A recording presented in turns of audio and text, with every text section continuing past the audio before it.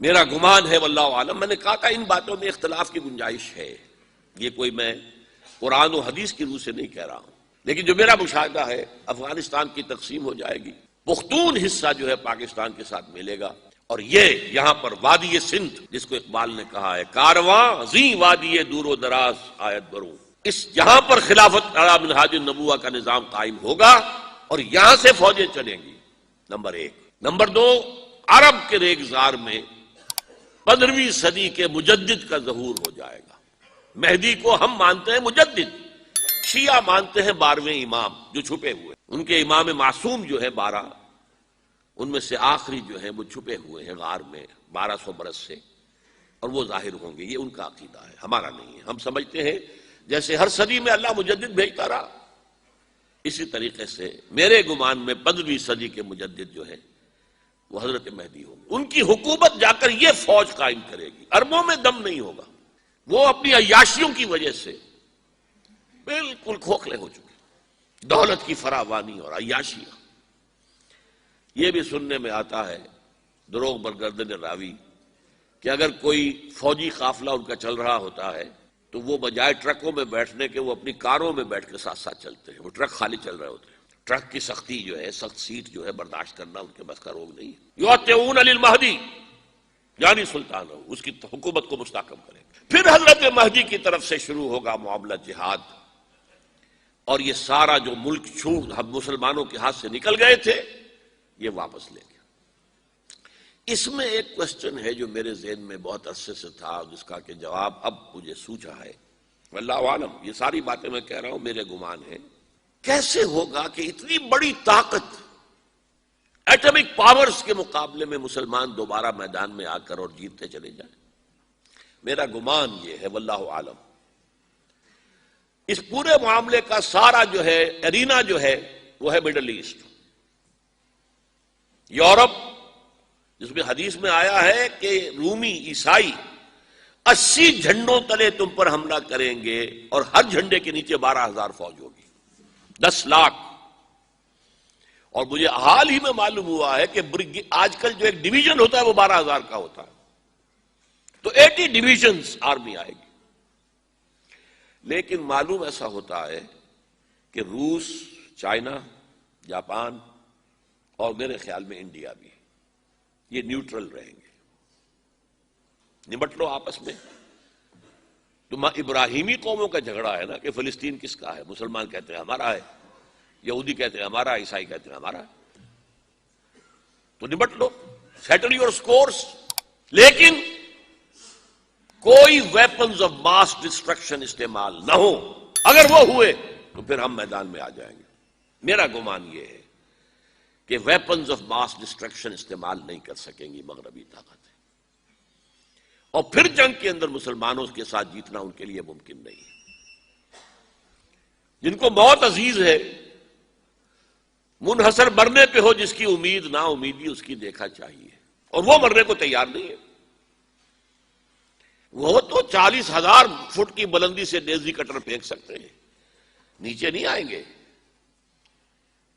اور جب نیچے کچھ اتنے تھے تو جو حشر کیا تھا، تو جو بات کہی تھی رمزفیلڈ نے، ویری ٹینیشیس فائٹرز، یہ افغان والے جو ہیں یہ تو چمٹ جانے والے ہیں، یہ ایسے جنگجو ہیں، ان سے جان چھڑانی مشکل ہے،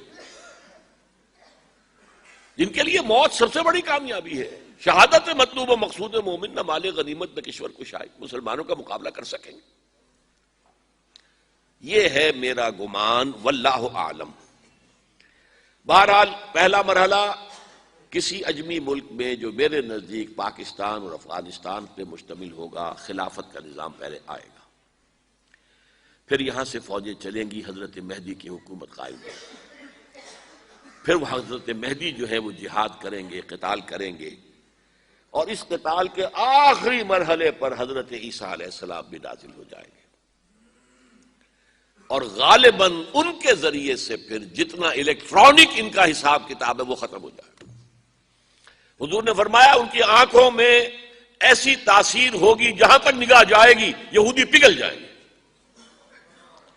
کوئی بہت بڑا لیزر ہوگا اور ظاہر بات ہے کہ ان کے یہ ہتھیار جو ہے ان کا مقابلہ تو مسلمان نہیں کر سکتے، اور نہ ابھی آپ کو 100 برس بھی یہ سوچ سکتے ہیں کہ کوئی مسلمان ملک اتنی ترقی کر سکتا ہے کہ ان کے مقابلے میں پہنچ جائے ان ہتھیاروں کے معاملے میں۔ تو یہ اصل میں جو شخص سراپا معجزہ تھا، حضرت عیسیٰ جو ہے سراپا معجزہ، پیدائش معجزہ، آسمان پر اٹھایا جانا معجزہ، خلق حیات، بنایا مٹی کا پرندہ، پھونک ماری اڑنے لگا، احیاء موتا، مردہ کو کہا اٹھو قم باذن اللہ، وہ اٹھ گیا چلنے لگا، مادرزاد اندھے کے آنکھ پر ہاتھ پھیری اور اس کو آنکھیں اللہ نے دے دی، کوڑھی کے جسم پر ہاتھ پھیرا اور کوڑ صاف۔